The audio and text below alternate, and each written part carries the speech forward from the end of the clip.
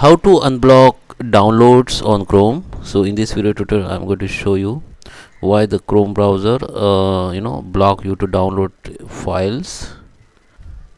Okay, so guys, let me open my Chrome browser. So I'm on my Chrome browser. So first thing, you need to check whether your Chrome browser up to date or not. So how you can check it? Just click on this three dot icon, go to the help, go to the about Google Chrome, and here you can check your Chrome browser up to date or not. If it is not up to date, it will be start updating automatically. After update, you need to just relaunch it.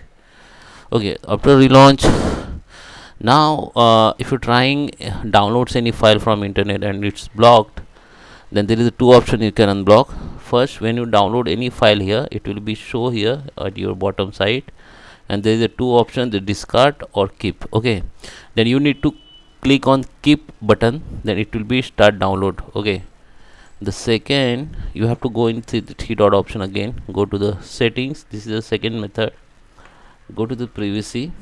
Okay, and go to the site security here, and by default is click on enhance protection.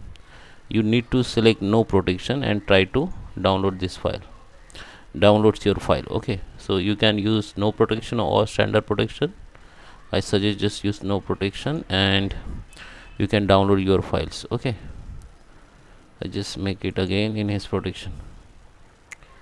Okay, the next method is just come here again, privacy and security option, go to the site settings, scroll down and go to the advanced additional permissions, and here you can see automatic downloads. If you by default block the downloads from all site, maybe you have selected this one, so you have to allow the automatically downloads multiple files. Okay, if you're trying to download multiple files, allow it.